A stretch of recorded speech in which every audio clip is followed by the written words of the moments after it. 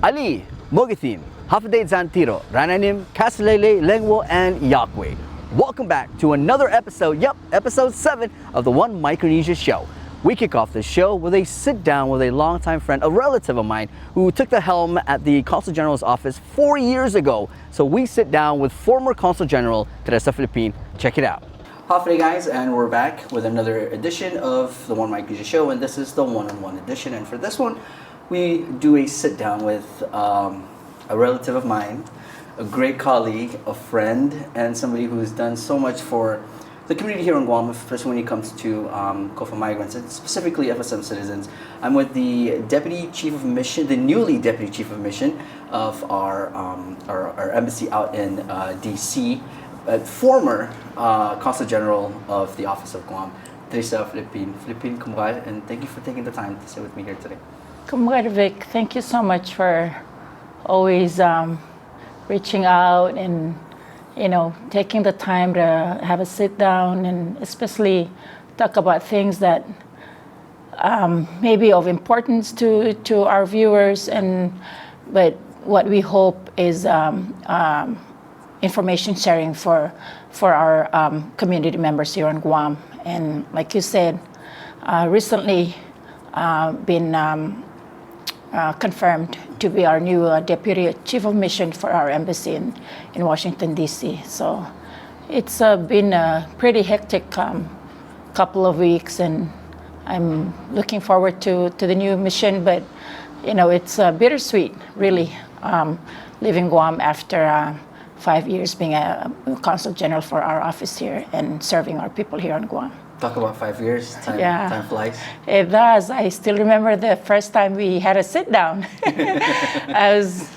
pretty nervous, but a lot has happened. A lot has happened. 5 years may seem not to be a long time for others, but the experiences that we've gone through this past 5 years has really made it worthwhile, and I'll be taking a lot of lessons learned from Guam and from the people that we worked with, and especially you folks in the news network. But thank you. It's been a great 5 years serving as Consul General here. It is. 5 years. Mm-hmm. Talk about that. When you first started, that's when I first started this journey as well with the podcast and having to reach out to our people and featuring them. And I think literally what the idea was to kind of showcase the other side of our people, the people who are doing well, people who are doing out there struggling every day, 8 to 5, just to feed the family and to survive. So you coming into this, it was struggling times for our people, but like you said, 5 years later, we're doing way much better. And if you want to recall, prior to our first sit down, we were, we had some brainstorming on how to be able to not only be able to express or share with the general public what our good citizens are doing, but also to try to minimize the common perspective that some of our folks tend to misbehave in the community. So it has been that journey, and we've seen the good results of that. There's been numerous mentions in the media, and just generally information about the success of some of our citizens and productive members of our community here in Guam, and it's been a privilege to be a witness to all of that. And we work very closely with the FSM Association of Guam, and we've been, we've taken part in doing, this outreach into the community and showcasing what everybody's doing, and it's been rewarding, I know you share the same sentiment when you see something improve or develop to a point where we were part of that. Mm-hmm. We were part of that success. It's rewarding and it's gratifying, really. And at some point, you may want to sit back and look at all the videos and all the pictures and all the stories that you were part in the making of, and you know, you tend to have a smile on your face and say, hey, you know, we've come a long way, you know, and it's about time that people see that, you know, not every tree bears bad apples, you know. There are some really excellent and productive people out there, and we want to show that. We want to, you know, share that to our host and our community. Your presence here, I mean, you work here with your team, you have an amazing team behind you. The whole 5 years, we've seen so much happen, and we thank you, and you know, you guys are there when we need you, and you know, you guys are always here for the people, pretty much, you know. So I guess we're going into, I mean, growing up, I always known you as an educator. Yeah. So you went from an educator position to being to a public servant position. Yeah. How has that changed for you? And now you're moving into another public servant. Yeah. How is that for an educator? And now you know, Vic, none of us sets out with all of this, you know, have this grand idea of what they want to be when they grow up, and then they make that happen, you know. And I was in education for about 11 years. And then, or no, actually, I was in education for almost 15 years. And then it was a whole different arena when I came here and tried to be a diplomat. And then now I'm continuing this journey as a representative of our government to the United States. And it has been a great experience, I have to tell you that. I've learned so much valuable lessons learned from every single person that I've encountered along the way. What I'm learning as a public servant is collaboration and making connections is really key to some of this work that we do. Some of the vital parts of the work that we do is making connections and you know, collaborating with the community members, the stakeholders, and the host government. It's really key. And you know, we have to make ourselves accessible and available to the people that we serve.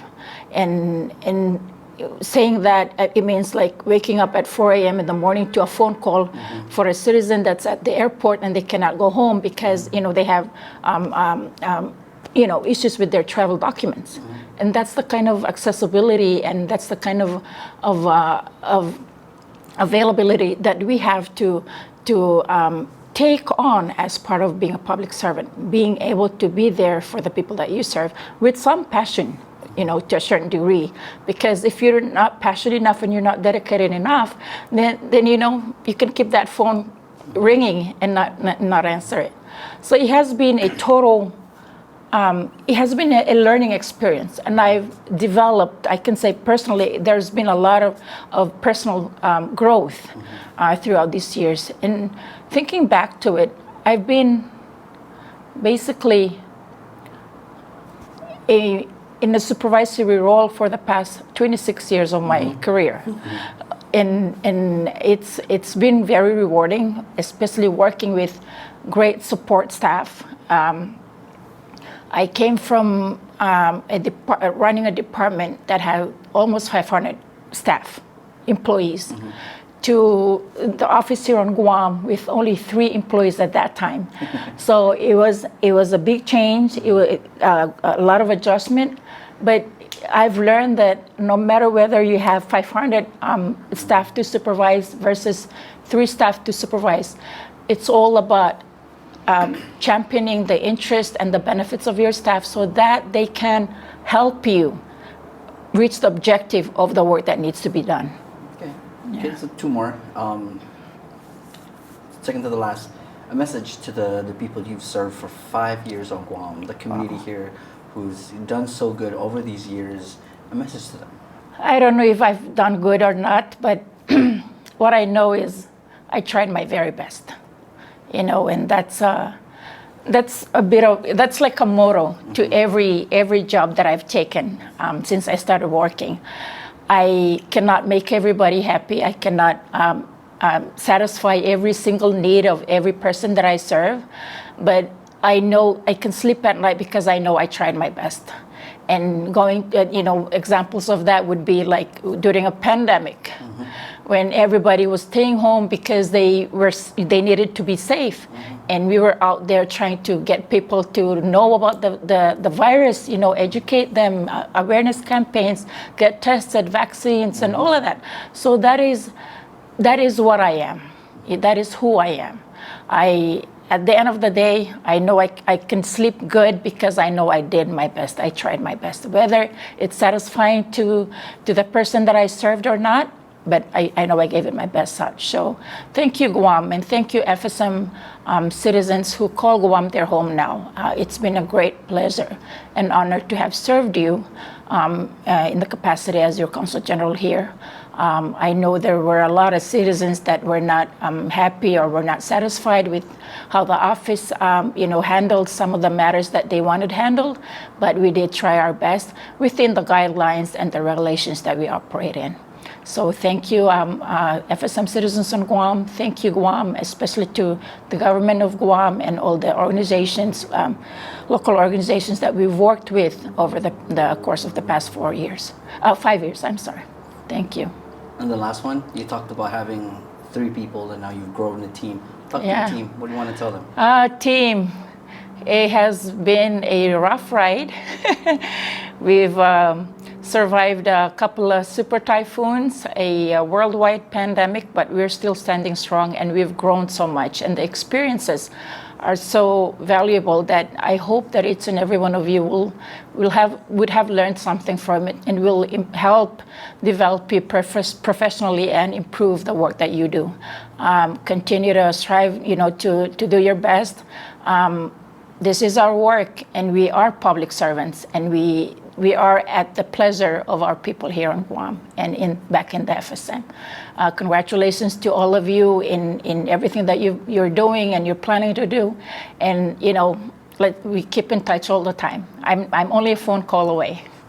Okay, Kumar, thank you. Kumar, Congratulations on the new Thank position. you. Thank you. You're going to do you did so much here on Guam that we know the next one is just going to be a piece of cake. Oh, it's not. Believe me, I will try to do what I can. Yes. Okay, congratulations.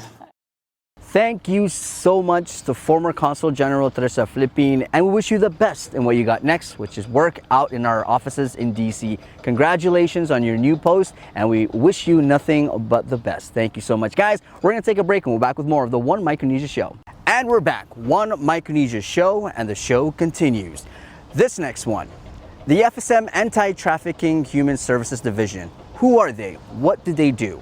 We're about to find out. In July 2019, President David W. Penuelo advised the attendees of the Anti-Human Trafficking Conference that we will send a message from the FSM to the world. If you've come to exploit our youth, you've come to the wrong country. We are unified and singing the same song in our work together to prevent and end the evil of human trafficking. On September 16, 2019, Penuelo signed a presidential order amending Executive Order Number 1 to reorganize and expand the duties and responsibilities assigned to the Division of National Police and to the Division of Immigration and Labor, and to formalize the establishment of the Anti-Human Trafficking Division of the Department of Justice. Lino Amor, Assistant Secretary heading the Division of Anti-Human Trafficking in the FSM Department of Justice, the FSM National Government, and Pohnpei State Government. There was a case here in Guam way back at the Blue House. And I think that's what triggered our leaders back there to go out and to make the law for human trafficking. And in addition to that, there were things that were popping up that not necessarily just rumors going around. So the government cannot do anything without being pass the law first. So once they pass it, then they create a division. And yes, there were cases that we ran into, or way before us that they ran into, that we had to, work for it. And there were cases where we had to bring in the victims and government take care of the victim because of the situation between the victim and the perpetrator. Us is a small place for us, so everyone knows one another, so we need to take care of that. And again, maybe because of the our party with the United Nations, and we have to come. That's part of the agreement between us to create the office for that. Division of Anti-Human Trafficking Services will investigate reports and complaints involving or possibly involving trafficking in persons or related offenses. The division will coordinate with the national policy and investigation, including the interviewing of the witnesses and gathering of evidence. The division will conduct public awareness campaigns with the ultimate goal of eradicating human trafficking from the nation so thoroughly and completely that future generations of citizens will learn about trafficking as a problem solved long ago. Alec Talley is the assistant coordinator of the division. Some of the services that we provide, mainly we assist with victims of human trafficking. We do have services in connection with other NGOs, like for counseling, medical aid, education, even for in assistance with the prosecution of the case. Those are some of the services that we have, and also we have shelters all over the FSM for to provide that assistance to the victim of human trafficking. Since the inception of the division, has there been any uptick in cases involving human trafficking? Talley provides an update. Most of the cases that happened or took place in the FSM are more of sex trafficking cases. So far, we haven't get any reported labor trafficking cases, or sex trafficking cases. But then, yes, our most recent update, as far as the cases in the FSM, we have 7 since July 2022. We have 7 cases in the FSM itself, and out of those 7 cases, we have only 2 of them that are still active, but most of them are disposed of. What I mean by disposed of is they were either on appeal or they're serving time. Amor adds, Even if we're not getting as many cases as we expected. But one of our main thing is to bring the awareness and educate the public on this horrific crime. It's in one of the requirements that we have in our duties, and we believe that taking it to one step ahead, like going to the public, sharing with them what is human trafficking, the indicators, and where to call, who to call, like that, and that's why we're here this morning, even though there's no case yet, but we're sharing the information with our brothers and sisters out there, either whether they're staying in the FSM or without staying outside the FSM. So that's another part of our work, awareness. and in that awareness and education is informing the community about possible indicators of human trafficking. One indicator that it's really common in the FSM. It's like we have these young folks. They just stop hanging out with kids at their age, and they become very dependable or on alcohol and drugs and all those other substances, and they became, I don't want to say became drug addicts, but they're really into using all those substances. Another indicator is young kids hanging out with older folks, which I mean, it's back home you can tell who's related to who, because everybody pretty much knows everybody. And you seeing this other kid hanging out with another elder who is not related or any of such relation, like family or friends, but somehow they've been hanging out after hours. What I mean by after hours is, past 10, past 11, midnight, and so on. And some of these victims, they, I mean, they're very unsocialized. Like they're trying to avoid being part of what's going on. Very another good indicator for us FSM citizens, because we travel with passport, and sometimes they will take away your passport from you, and they keep them. That's a really good indicator that something is wrong. So they wouldn't be. I mean, your passport, that's yours. You should be keeping it. And again, they promise you to come and work for me this much, that much. When you got there, it's a different story.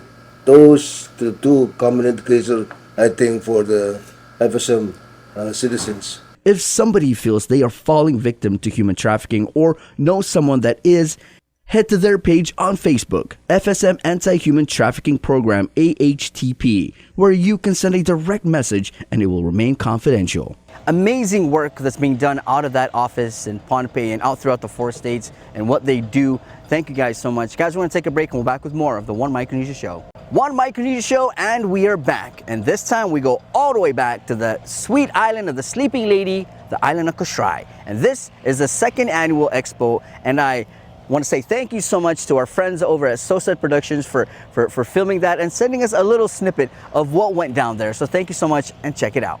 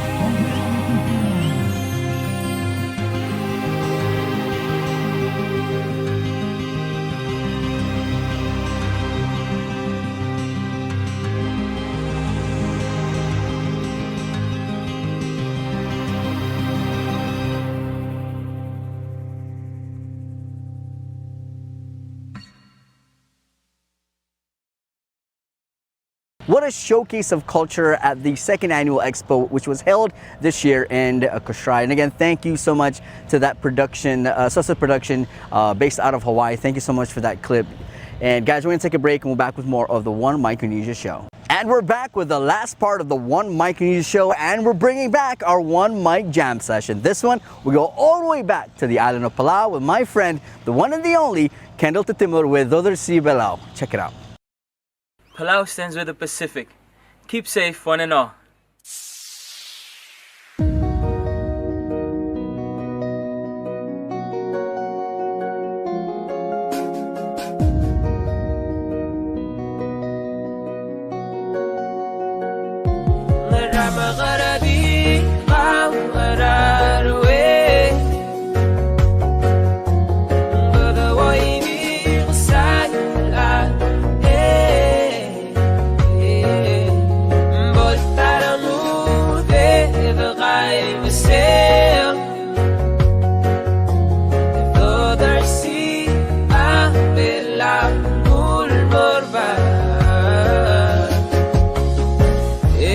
Pelawan, magamdali daimon, magdamo belatu, magamodar sa tablong. Esang ngarang walang alelabud, walang alelabud, walang alelabud. Mabudo alegor kawe brother man, yang akakukti melola babul baltigarim. Morara okyak sa thank you and come again, because you know Palau is such a beautiful island. Naramangarabi ang mararwe.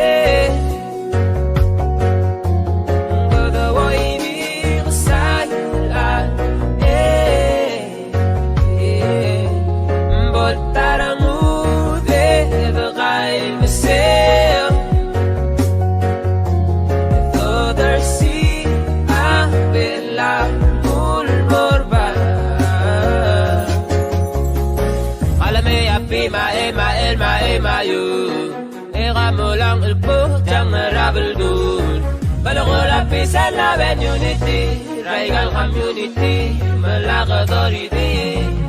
Buddha Maguru Leakal Tarring, Buddha Palma Buddha Mabatiga Ring Rabical Ring, Matya Okabogal Bora Rabical, other Rabical Ring, Buddha Dagi the Lukel Ruben Al Mobila de World Ring, Ramagarabi, Amarawe.